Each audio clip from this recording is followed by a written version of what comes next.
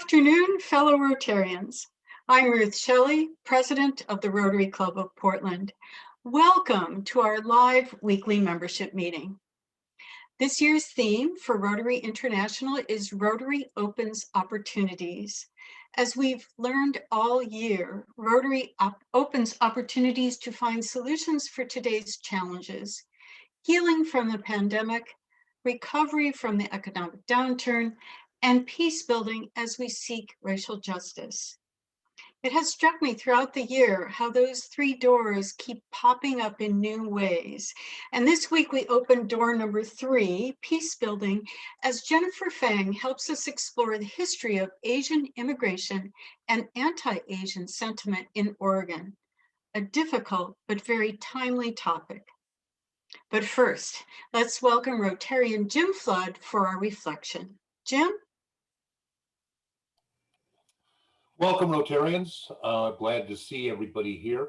And in the interest of keeping this short and helping the schedule, I'll offer this for St. Patrick's Day. It's an old Irish adage. May the devil find out a half an hour after you're already in heaven. Back to you, President Ruth. That is short but sweet, Jim, and we will remember that as we all celebrate St. Patrick's Day together. Now, if you would like to volunteer to give the reflection, and it can be as short as Jim's, Siobhan has put the link in the chat, or you can email her directly. Thank you again, Jim. And now I'd ask that Rotarians who have invited a guest to please raise your real or virtual hand, and Jackie will call on you to unmute and introduce them.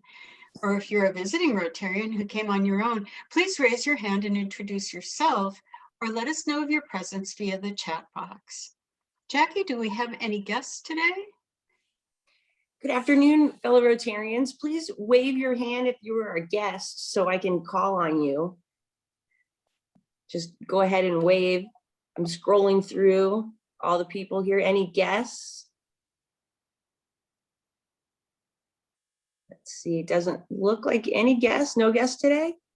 Well, if we have any coming up, thank you, Jackie. It's nice to have all of our veterans here. Thank you for attending our meeting.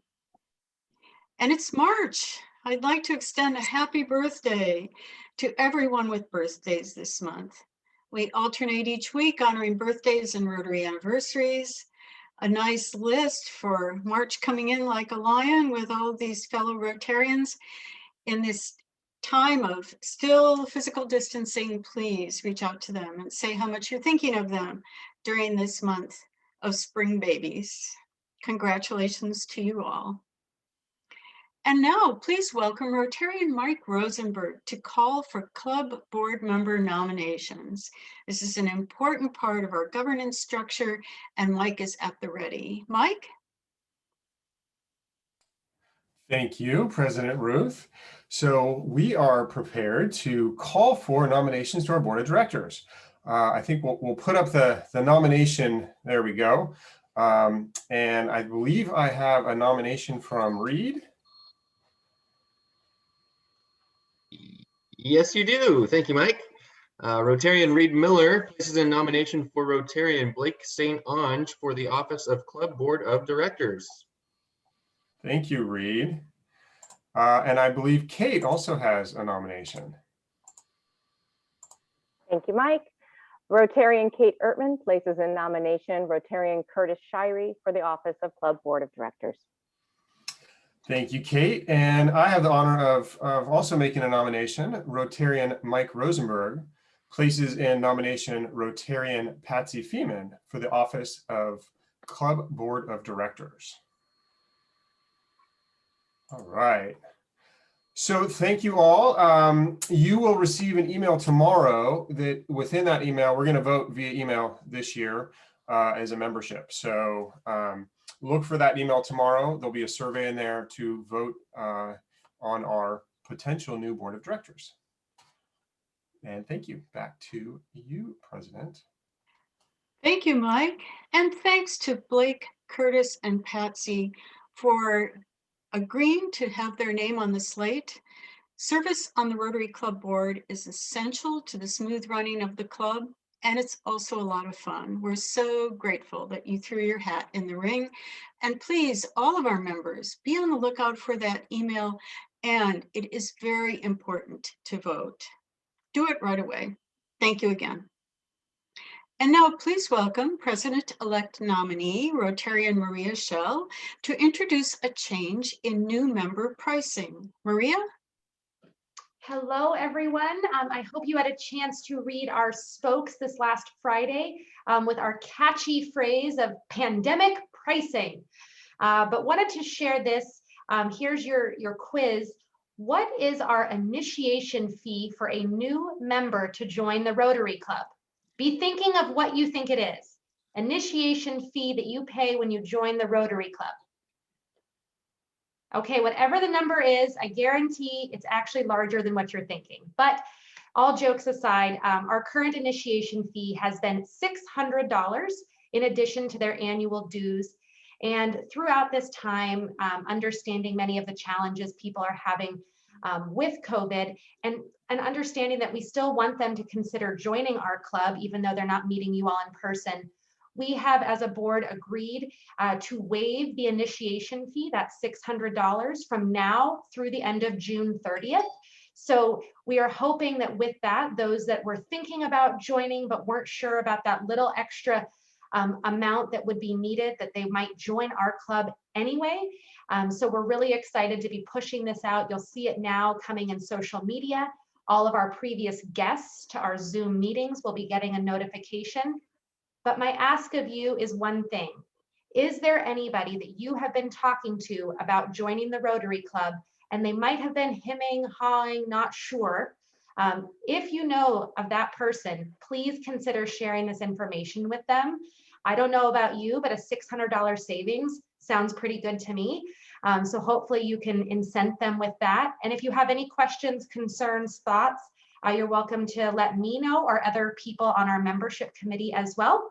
But that's what I have was your pandemic pricing update. Back to you, Ruth. Thank you, Maria. A great reminder that there's no time like the present to use this offer to get people involved in joining Rotary if they've been thinking about it. And now please welcome Vice President Rotarian Reed Miller to present some Paul Harris Awards. Reed? Thank you so much, President Ruth. Good afternoon, everyone. Today we'll be honoring the milestone of 3 Paul Harris Award winners, 3 Paul Harris Fellows, excuse me. As you know, the first Paul Harris certificate requires a contribution of $1,000, and each additional Paul Harris Award is $1,000 each. Gifts from these individuals contribute to the humanitarian and educational programs of the Rotary Foundation, providing educational opportunities, food, potable water, healthcare, immunizations, and shelter for millions of people. Today's Paul Harris Fellows include Kate Ertman, Jim Parker, Phil Levinson, Aaron Geelan, Drew Henry McWilliams, and Mike Sandoval. How about a round of applause, and thank you all for your generosity to the Rotary Foundation. Thank you so much. What a wonderful honor. Thank you all for your incredible generosity. And thank you, Reed, for introducing those wonderful new fellows and some ongoing fellows to the Paul Harris Fellowship. Now, if you haven't noticed, March Madness has begun, and we welcome Rotarian Kurt Martig to tell us about the March Madness fundraiser. Kurt? Good afternoon, Rotarians. Siobhan to pop up. Got a couple more slides to get you guys a chuckle out here this afternoon. So you've seen the link. We've got a link in the spokes email, and I'll post a couple the info to the chat. But the bracket has been released. The teams is all generated, and there you can see it's got to start clicking away. But yesterday I was having a look at this CBS bracket. And if you go to the next slide, you can see that if you don't want to click through this thing, you can do an autofill feature. You just click on that button and it'll automatically generate the whole thing for you, and you're done in 30 seconds. So you can go to the next slide. So I did a test run of it, filled it out, and I was pleasantly surprised to see if you go to the next slide, that it put Oregon in the Final Four, which I think would probably make a few people in this room here pretty happy. However, personally myself, go to the next slide, I was disappointed because I had Ohio State, my school, losing in the first round in a big 15-2 upset. So you do the autofill at your own risk. You never know what you're going to get. Anyway, go to the next slide.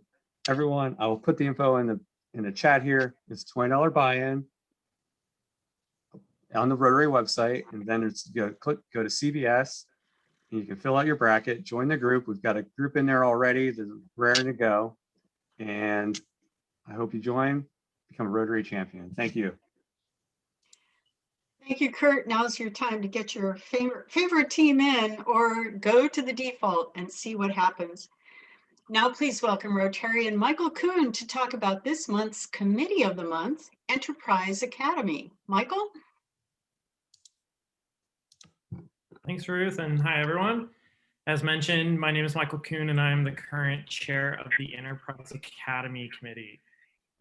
We have always done Service Week a little bit different because while our Service Week is the month of March, our Enterprise Academy camp is actually right at the beginning.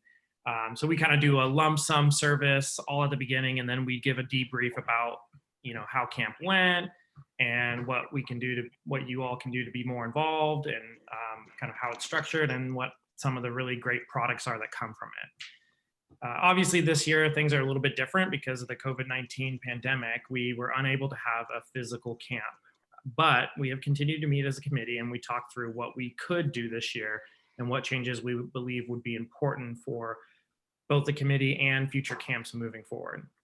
So we came to the conclusion that camp is really as important now as it ever was, and we couldn't afford to take this year off. So we decided that we were going to host a digital only camp that is 15 weeks long, 5 weeks long, starting in April. So whereas before we had camp and then Service Week, this year we're going to have Service Week and then have camp and still maintain our lump sum kind of service aspect, but just a little bit different.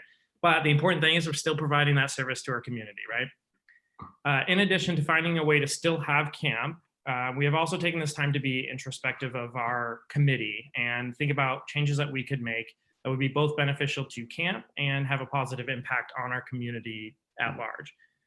From that, we have expanded our leadership team. So it is not just 2 of us, there are now 3 of us. And that includes Rotarians Mari Bunnage and Curtis Shirey.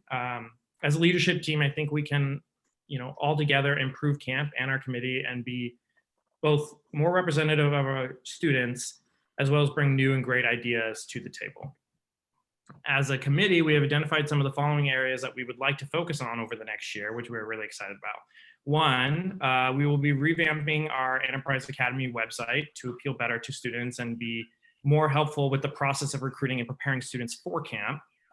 2, we've decided to every year have diversity, inclusion, and education training for both our committee and our counselors. We believe that's really important moving forward, and will be something that we're going to do every year for new participants. 3, we're improving our emergency preparedness training for counselors, as well as improved disaster plans for camp. It's never too late to make sure that you're extra prepared for every type of disaster that might come our way. And 4, we're going to be focusing on better recruiting strategies to make sure that both our counselors and our committee members are more representative of the diverse student population that comes to camp. So, a lot going on. We're really excited. We were both able to keep a version of camp this year, but also make some really great strides in improving our committee. The next 2 weeks, you're going to be hearing from Curtis and Mari as they expand more on what I mentioned, as well as talk about ways for everyone else to get involved with camp. That is all. So thank you. And back to you, Ruth. Thank you, Michael. And to Curtis and Mari as well. We're really impressed with your adaptation to these pandemic times, and I'm so glad that Enterprise Academy is moving forward. So now we come to the part of the meeting where we disappear and enter a virtual table talk. Please introduce yourselves to the others in your group, and a minute or so before you come back to this main meeting, you'll get a visual heads up. You always have plenty to talk about, but if you don't, may I suggest a topic for your discussion? Have any of you traveled to an Asian country or have Asian colleagues or friends? And if so, what have you learned from them? Here we go. And now on to our program. After our speaker today is finished, if you'd like to ask Jennifer a question, Jackie will moderate the Q&A through the chat box, and you know how that goes. Now please welcome Rotarian Dick Wingert as today's chair of the day.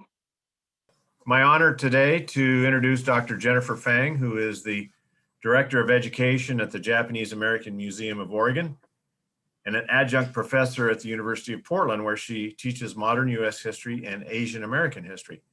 She earned a PhD in U.S. history, and she specializes in race and immigration during the Cold War. Jennifer's research and writing have been published in peer-reviewed academic journals and developed into museum exhibitions. And as I covered with her, the Japanese American Museum is just a half block from where I office, so we're sort of neighbors. So our speaker today, Jennifer Fang, will talk about the history of Chinese and the Japanese in Oregon. Dr. Fang? Thank you so much. I'm going to just take a moment here to share my screen. I have a PowerPoint that I'll be running today. Okay, hang on, I'm almost there. Okay, can everyone see that? All right, great. So thank you all for inviting me to speak today. I'm the Director of Education at the Japanese American Museum of Oregon, otherwise known as JAMO.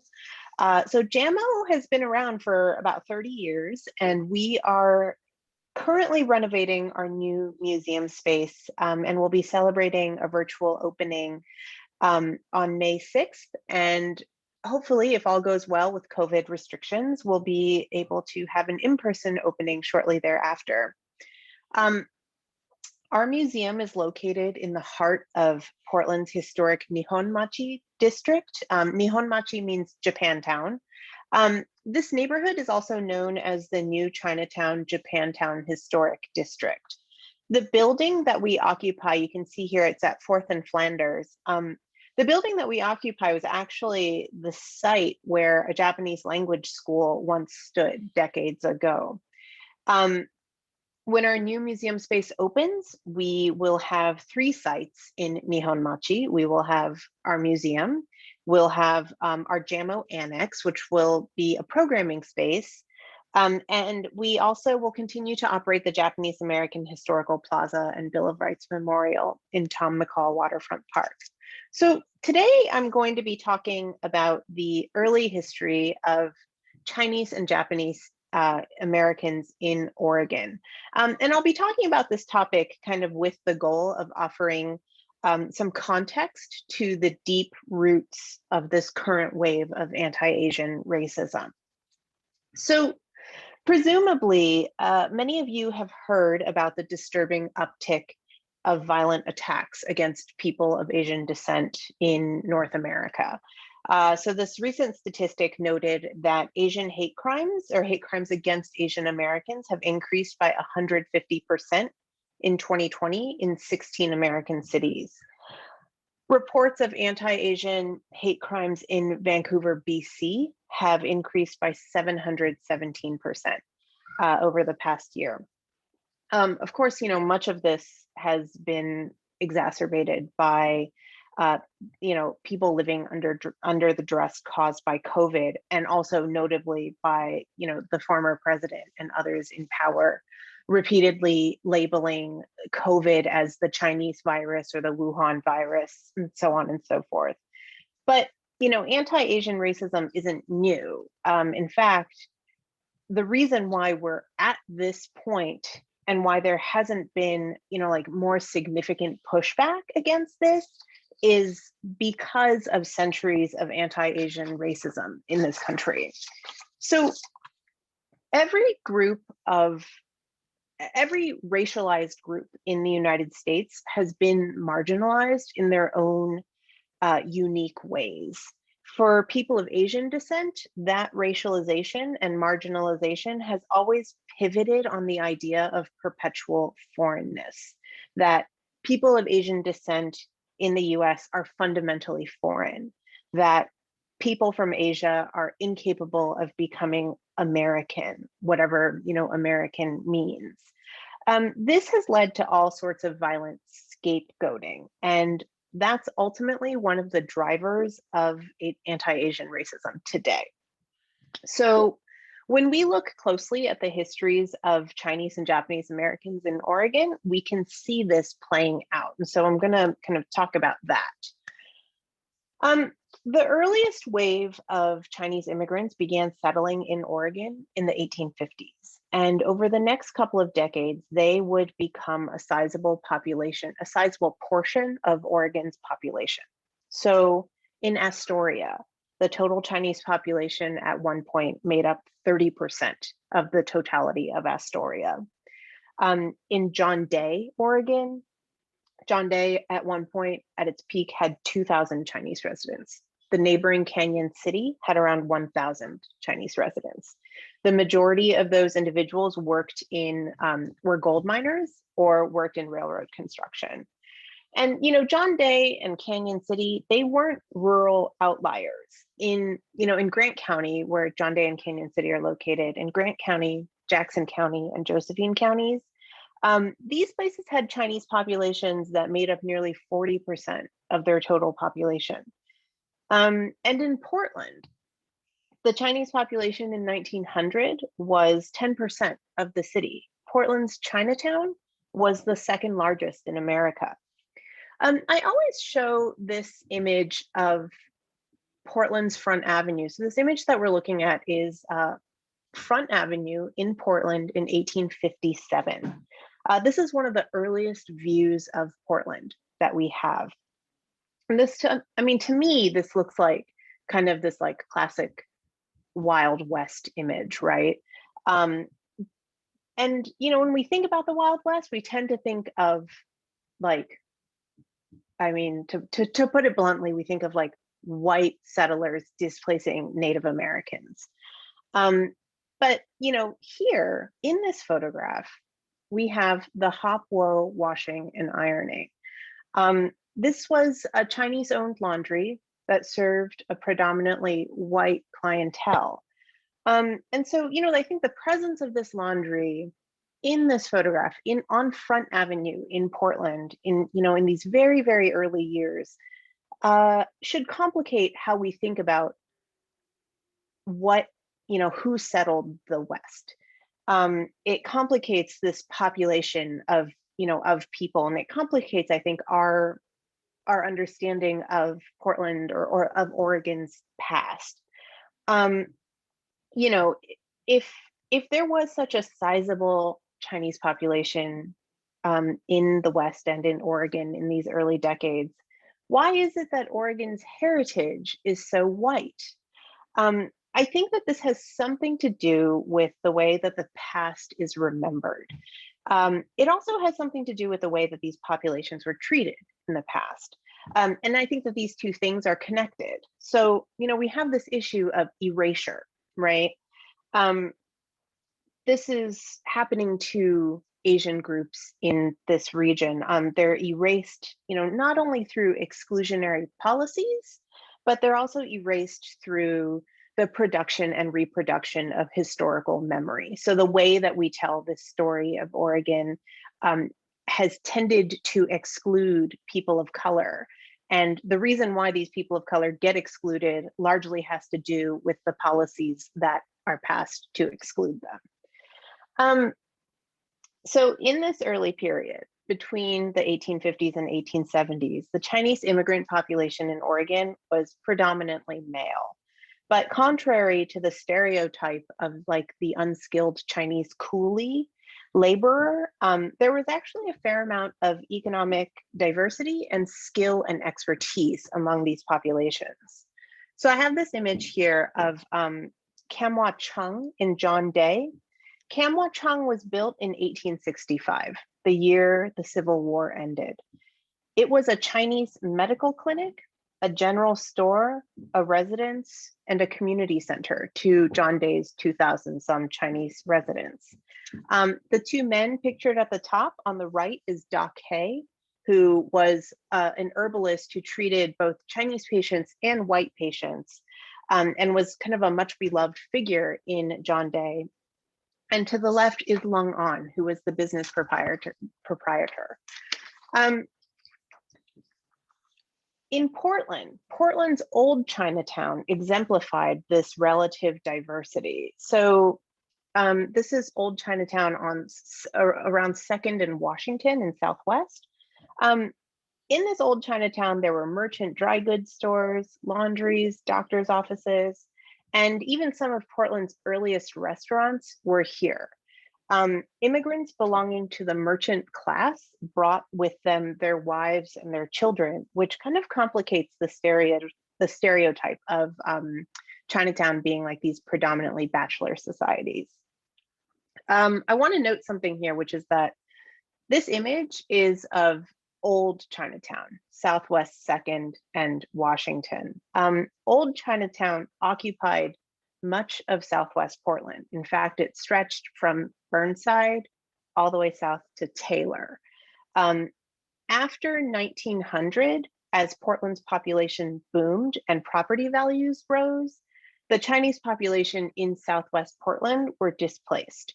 Many of them relocated and built a new Chinatown in Northwest Portland. So like the Chinatown now that we think of in downtown Portland with the Chinatown Gate at 4th and Burnside, that's actually Portland's 2nd Chinatown.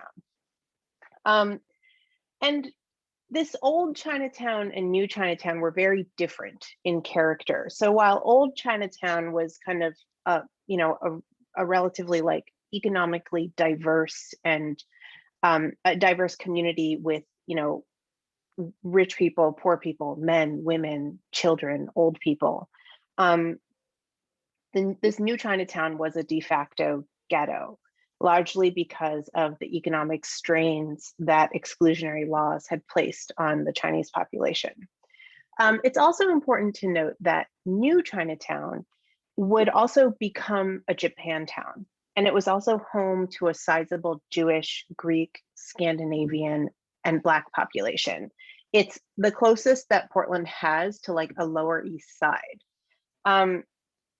The presence of Chinese migrants in Oregon and throughout the West Coast was not really seen as a quote unquote problem by white Americans until the 1870s.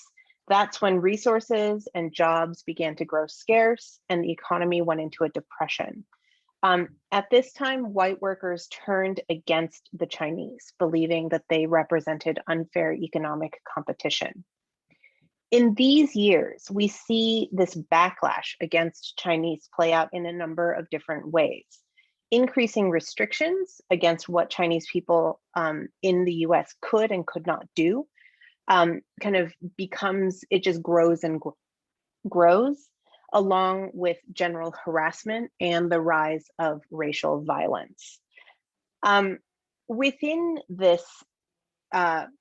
this environment, Chinese people begin to be portrayed as a quote unquote yellow peril. The yellow peril stereotype, so I have just a few different like representations of what the yellow peril looked like at this point. It portrayed Chinese people as an alien and deviant race that threatened to erode the American social fabric. All of this culminated in 1882 with the passage of the Chinese Exclusion Act. This act was the most comprehensive immigration law of its time. It barred the entry of Chinese laborers, and the act prohibited all Chinese people who were already in America from becoming naturalized citizens. So those Chinese people who were not born in the United States would not be eligible to naturalize. What this meant was that for those Chinese people who were already in America who could not naturalize, they, one, could never become American citizens, and two, if they decided to return to China and then wanted to come back to America, their re-entry into the United States was not guaranteed. This law would not be overturned until 1943. And even then, it was really a symbolic repeal. the law would not be completely overhauled until 1965. So the Chinese Exclusion Act essentially it's a cornerstone of how Americans come to view immigration. It's a real turning point in American history.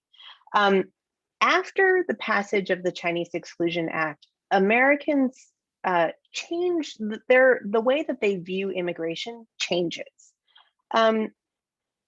So in this regard, Chinese exclusion was not a law that only affected Chinese people. It in fact affects all immigrants who wanted to or came to America from this point on. It's this moment that the US stops becoming a nation that kind of kept an open door and was relatively welcoming to immigrants. This is when the US becomes a nation that thinks of immigration as something that needs to be controlled. It changes the way, like the United States becomes a gatekeeping nation, essentially. And the method of control was also defined by this law as well. So, with Chinese exclusion, the US decides that the way to control immigration is not to impose like a broad quota on all immigrants coming into this country. It's instead to think about and to prioritize, and to rank essentially which groups deserved to come, which groups were more worthy of coming into this country, and which groups were less worthy. The other thing about this act that is really, I think, very important is that this law essentially creates the apparatus of immigration exclusion and restriction.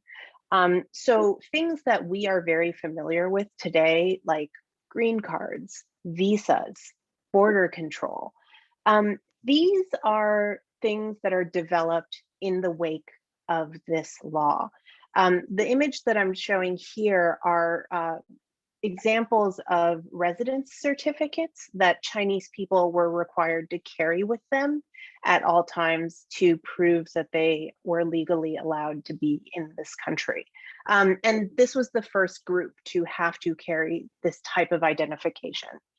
So it's not a stretch of the imagination to say that the Chinese Exclusion Act transformed how Americans thought about immigration itself. This, not just transformed Chinese immigration, but it transformed all immigration and who did and did not get to become an American. So the Chinese Exclusion Act effectively cuts off legal avenues of immigration for prospective Chinese workers, but it didn't stem the state's need for labor in the agricultural, railroad, lumber, and fishing industries. Instead, what we see happening is that Japanese immigrants begin arriving in Oregon in large numbers in the 1890s to fill a need that had once been met by Chinese laborers. For the most part, Japanese immigrants to Oregon, for them, Portland was their first stop. From Portland, Japanese labor contractors, men like Shinzaburo Ban, would contract and arrange for them to work in other parts of the state or in Washington or in Alaska. This was a similar ethnic network system that was utilized by Chinese immigrants as well. Other Japanese immigrants stayed in Portland, where they established businesses like hotels, restaurants, bathhouses, barbershops. This is the beginning of Nihonmachi, or Japantown.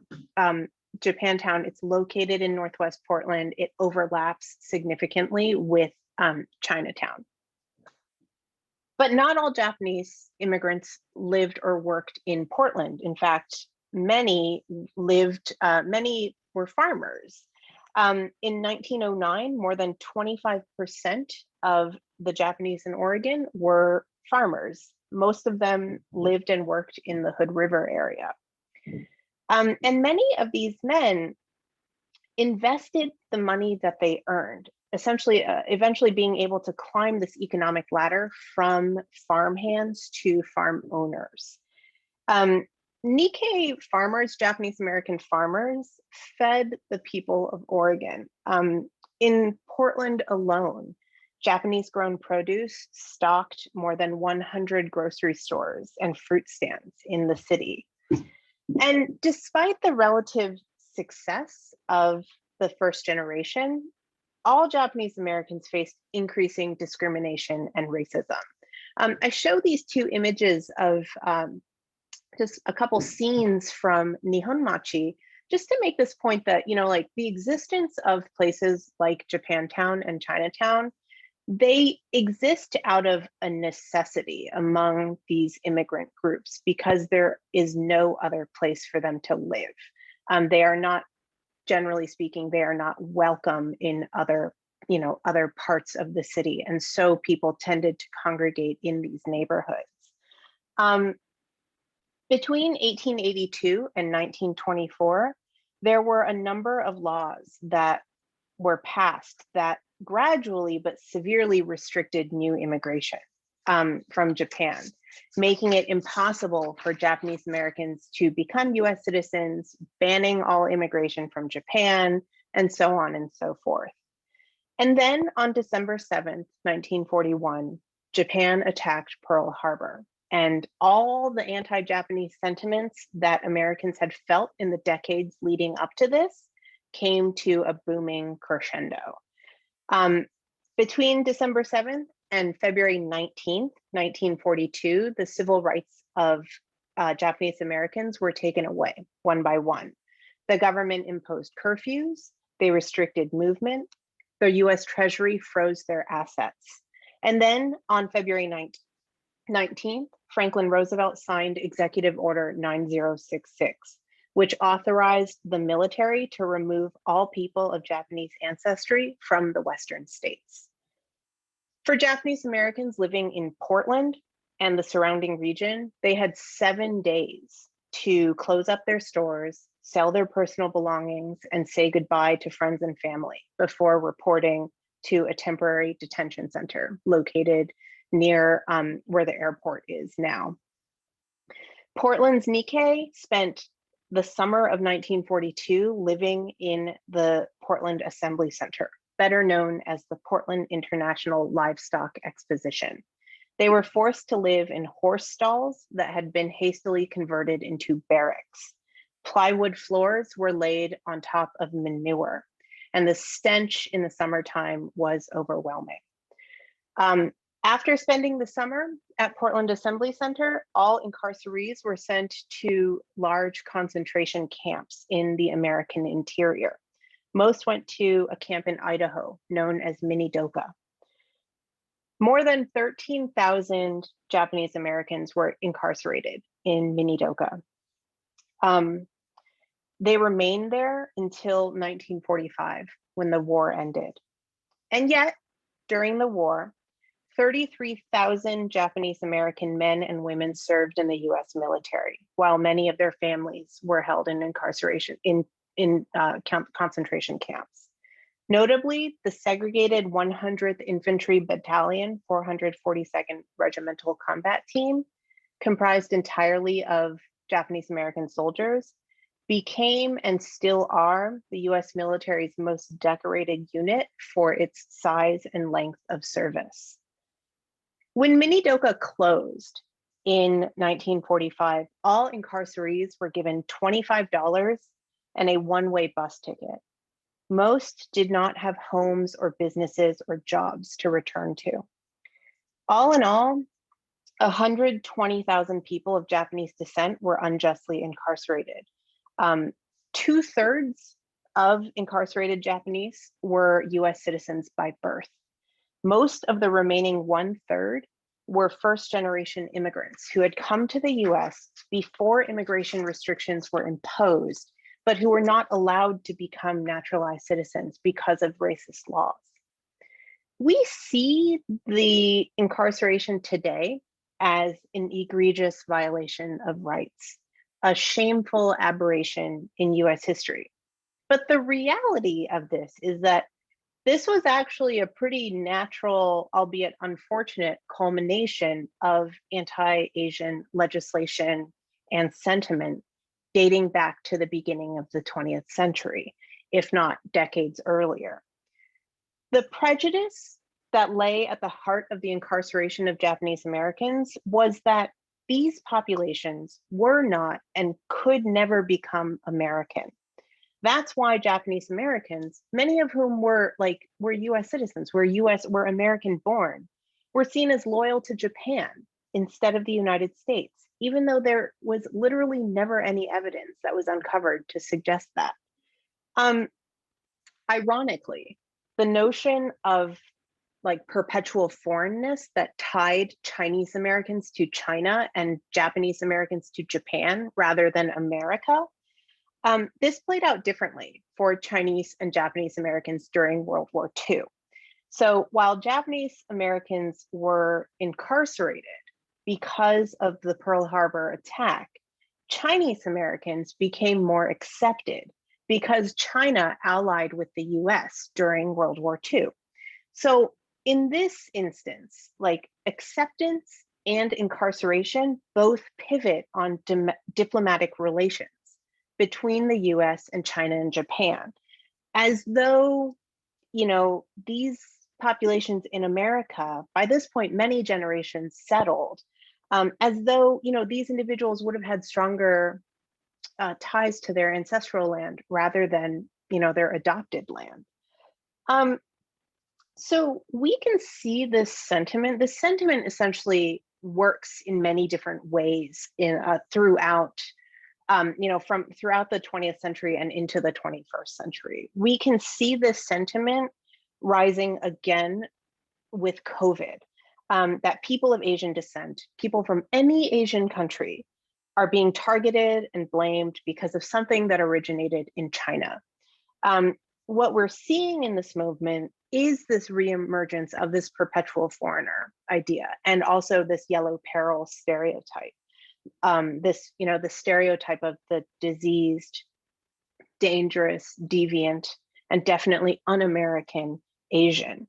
This same stereotype was used to justify immigration exclusion and expulsion and incarceration, and is now being used to fuel anti-Asian violence.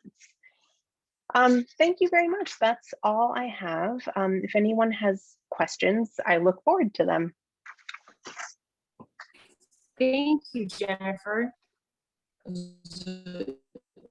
Awesome talk. Thank you. Very informative. Chris has a question, Curtis. And Curtis. Thank you, Jennifer, for your time. I just had a quick question. One of my actually close business partners here is from a Japanese family that's been here for since before the war. And one of the things he talked about was how the Peril district was largely a Japanese part of town until the internment. I don't know if you have anything to speak to on that. I'd be curious to hear about that. Yeah, definitely.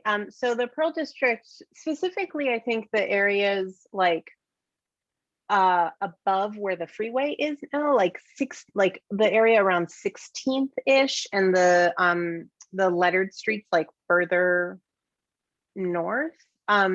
These were generally places where Japanese Americans lived. And yeah, those places were, those properties were evacuated when Japanese Americans were forcibly removed. In some instances, I think in most cases, Japanese Americans had to sell their property at a great loss. But in some instances, individuals were able to get their neighbors or their friends who weren't being incarcerated to look after their properties. Best case scenario would be the person who was tasked with being the caretaker of the property would do a good job and actually return the property to the owners when they returned. But in many cases, Japanese Americans would return to find that their property was in terrible condition. Yeah. So I just have one more question. So sorry. After the war, obviously there was a huge influx of Japanese women who married American GIs that came over here. Is that something your museum covers or reviews? My grandmother's actually one of those, so I have a special interest in that. Yeah, so the new exhibition doesn't, so the new permanent exhibition doesn't cover war brides, but we have a temporary exhibition that's opening along with the permanent show that is all about Japanese American women. And in that exhibit, war brides will be covered. Thank you.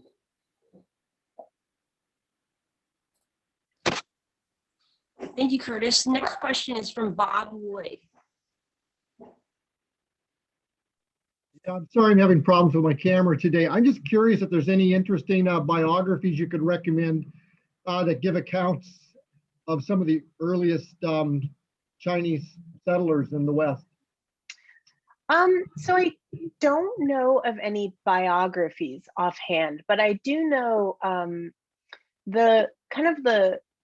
I think the work that everybody sort of, the most prominent work is a book called Sweet Cake's Long Journey by Marie Rose Wong. I also want to just kind of give a plug that I'm co-editing a special issue of the Oregon Historical Quarterly with Chelsea Rose, who is an archaeologist based in Southern Oregon. And that issue is going to cover this early history of Chinese Americans throughout the state. And there will be a number of articles on like individuals, as well as like, Chinese gold mining, Chinese railroad work, particularly in rural parts of the state. So keep an eye out for that.